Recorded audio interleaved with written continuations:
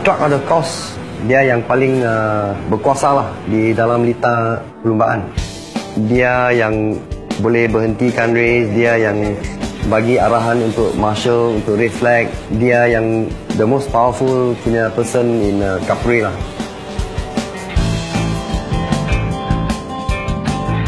I start ikut bapa saya iaitu Budak Kuan pada tahun 1994 lah bila Capri start.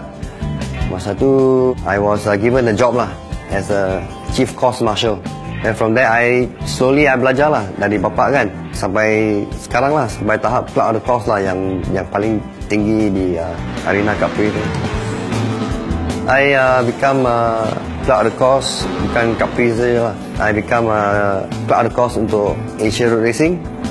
Tahun ini di bulan Februari I pergi Switzerland dekat Geneva. Now I boleh run MotoGP lah as a clerk of the course lah. That's the highest standard lah. Capri bukan selalu race permanent track. Capri kita orang race dekat jalan raya. So kita orang buat track, ada fencing semua. So safety selalu yang the priority lah untuk Capri lah. Bukan saja untuk rider tetapi untuk public juga. I kena buat airbag, taruh sandbag. Kalau rider jatuh macam mana juga, I rider juga.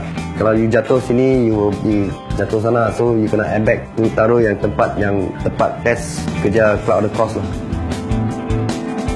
I sign the contract untuk Petronas tahun 95 lah. After my wedding, then I sign contract dengan Petronas Sprinter Team TVK lah. Then we started Asia Road Racing 1996. Dan masa tu kita orang jumpa Yuzi lah. Masa tu Yuzi seorang pion. Like RXZ dia pergi hantar surat ke, bayar bil ke apa tu.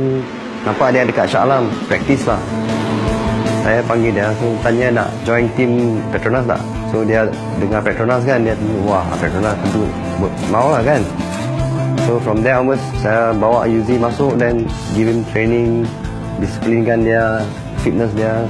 So to make sure that dia boleh pergi ke tahap MotoGP at the time. But we managed to train him and dia berlumba di World Championship tahun 98 dan 99. Dia berlumba taraf dunia 250cc.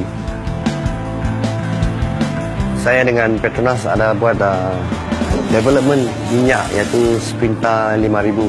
Saya as a test rider, test minyak tu untuk Petronas di Spanyol lah.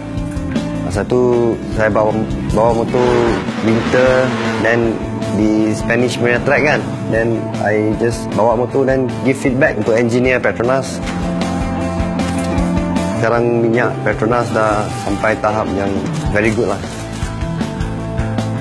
Saya nampak Malaysia boleh pergi jauh. Of course ada impian lah. Kalau boleh, I nak all Malaysian team lah, to bear Malaysian flag. All Malaysian to buat satu team yang boleh betul-betul pergi ke tahap dunia. That's my impian aku nak tengok.